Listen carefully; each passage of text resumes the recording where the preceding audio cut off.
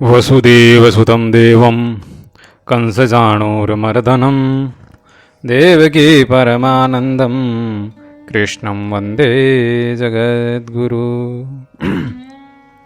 मनोजवं मारुततुल्यवेगं जितेन्द्रियं बुद्धिमतां वरिष्ठं वातात्मजं वानरयूथमुख्यं श्रीरामदूतं शरणं प्रपद्ये।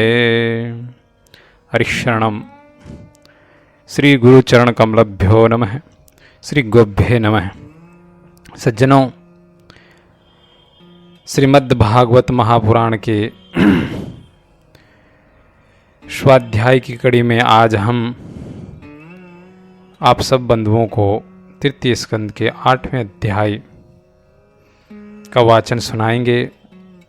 पूर्व अध्यायों में आपने सृष्टि के निर्माण किन तत्वों से किस प्रकार हुआ, विराट पुरुष की उत्पत्ति कैसे हुई, संसार की कौन से तत्व विराट पुरुष के कहाँ कहाँ कौन से अंग से विभूषित हैं, ये सब मैत्रेय ऋषि ने विदुर जी को विस्तार से बताया। परंतु विदुर जी ने ब्रह्मा की उत्पत्ति का कारण, अन्य देवताओं की उत्पत्ति का कारण और भगवान के अनेक तत्व अवतारों का वर्णन जानने की जिज्ञासा प्रकट की। तब मैत्रेय जी ने कहा, हे विदुर, आप भगवत भक्तों में प्रधान लोकपाल यमराज ही हैं। आपके पूर्ववंश में जन्म लेने के कारण वह वंश साधु पुरुषों के लिए भी सेव्य हो गया। धन्य है, आप निरंतर पद पद पर श्री हरि की कीर्तिमयी माला को नित्य नूतन बना रहे हैं। अब मैं शुद्ध विषय सुख की कामनाओं से महान दुख को मोल लेने वाले पुरुषों की दुख निवृत्ति के लिए श्रीमद् भागवत महापुराण प्रारंभ करता हूँ, जिसे स्वयं श्री संकृष्ण भगवान ने सनकादिक ऋषियों को सुनाया था। अखंड ज्ञान संपन्न आदिदेव भगवान संकर्षण पाताल लोक में विराजमान थे। सनत कुमार आदि ऋषियों ने उनसे परम पुरुषोत्तम ब्रह्म का तत्व जानने के लिए उनसे प्रश्न किया। उस समय शेष जी अपने आश्रय स्वरूप उन परमात्मा की मानसिक पूजा कर रहे थे, जिनका वेद वासुदेव के नाम से निरूपण करते हैं। उनके कमल कोश श्री के नेत्र बंद थे। प्रश्न करने पर सनत कुमार आदि ज्ञानी जनों के आनंद के लिए उन्होंने अध खुले नेत्रों से देखा। सनत कुमार आदि ऋषियों ने मंदाकिनी के जल से भीगे अपने जटा समूह से उनके चरणों की चौकी के रूप में स्थित कमल का स्पर्श किया, जिसकी नागराज कुमारियां अभिलषित वर की प्राप्ति के लिए प्रेम पूर्वक अनेकों उपहार सामग्रियों से पूजा करती है।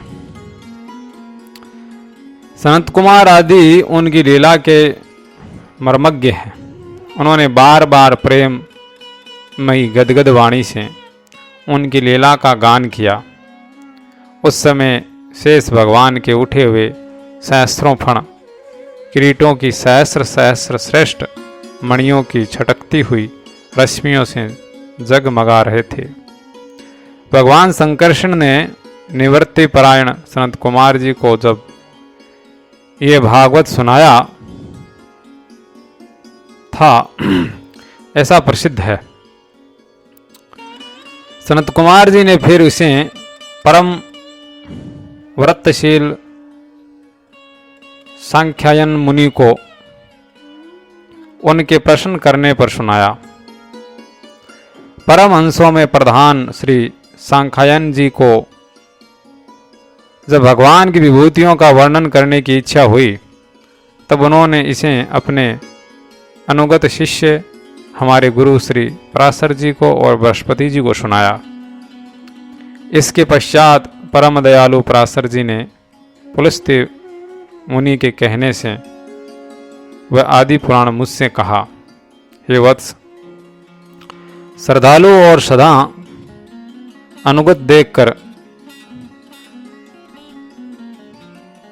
अब वही पुराण मैं तुम्हें सुनाता हूं।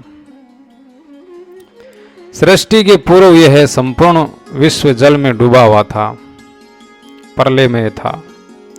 उस समय एकमात्र श्री नारायण देव शेष शैया पर पौड़े हुए थे।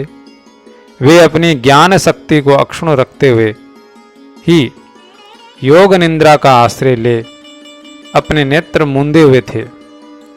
सृष्टि क्रम से अवकाश लेकर आत्मानंद में मग्न थे। उनमें किसी भी क्रिया का उन्मेष नहीं था।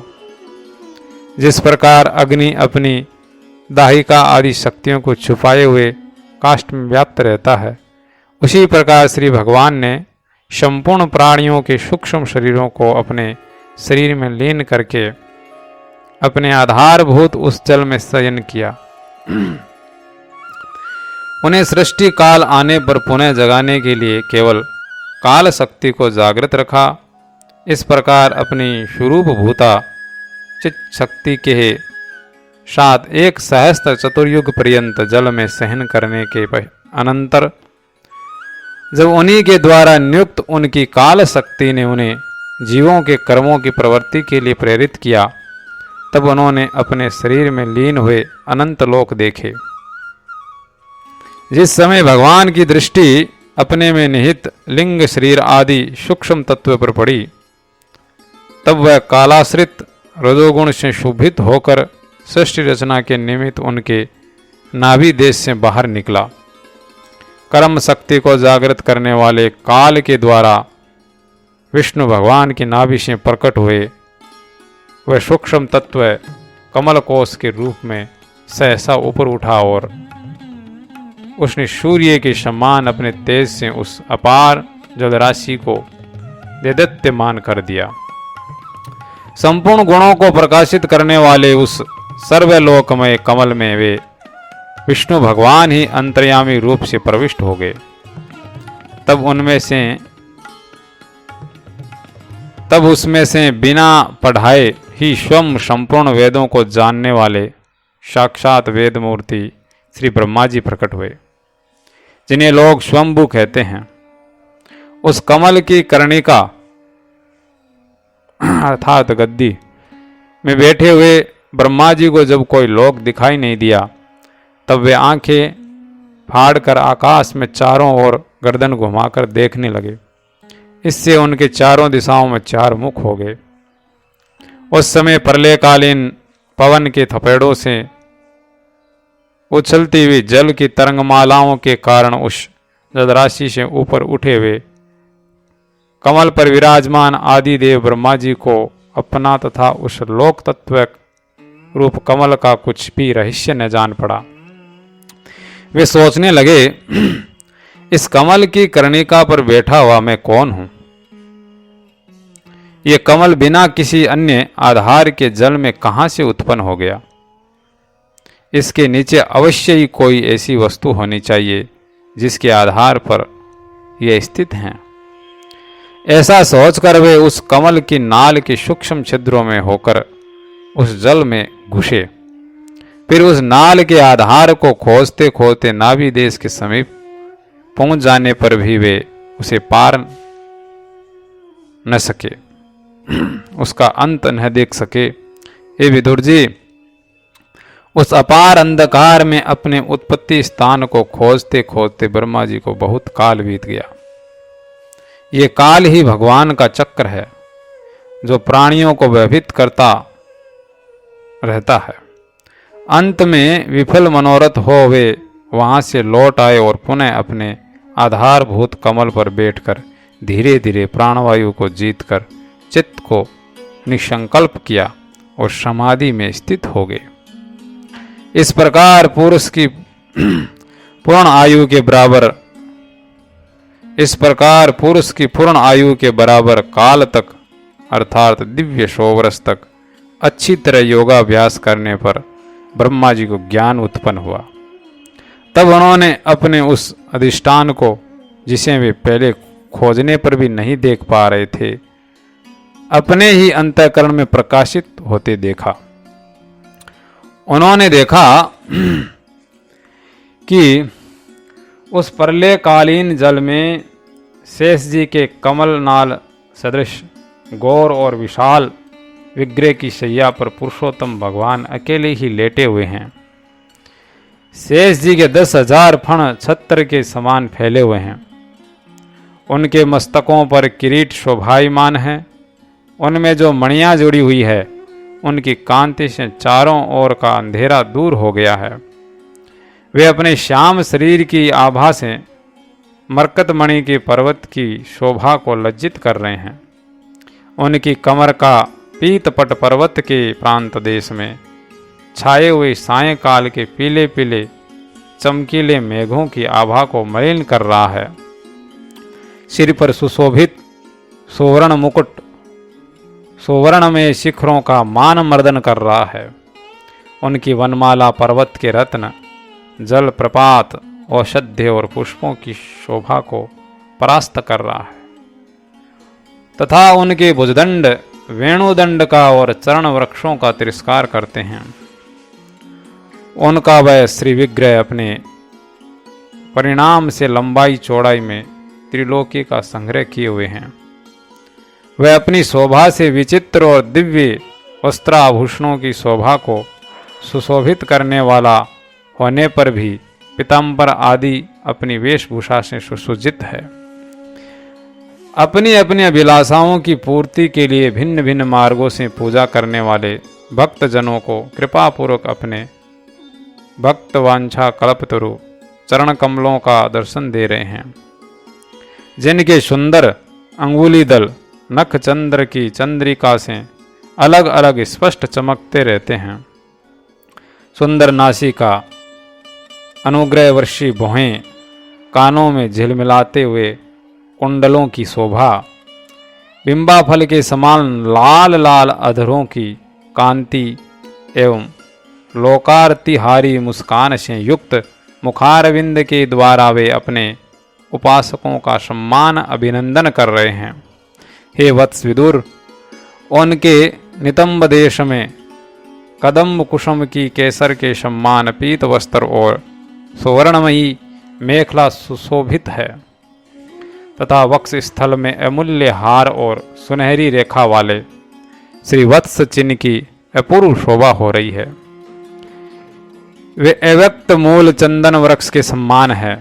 महामूल्य केयूर और उत्तम उत्तम मणियों से सुशोभित उनके विशाल भुजदंड ही मानो उसकी सहस्त्रों शाखाएं हैं और चंदन के वृक्षों में जैसे बड़े बड़े सांप लिपटे रहते हैं, उसी प्रकार उनके कंधों को शेष जी के फणों ने लपेट रखा है। वे नागराज अनंत के बंधु श्री नारायण ऐसे जान पड़ते हैं मानो कोई जल से घिरे हुए पर्वत राज ही हो। पर्वत पर जैसे अनेकों जीव रहते हैं, उसी प्रकार वे संपूर्ण चराचर के आश्रय हैं।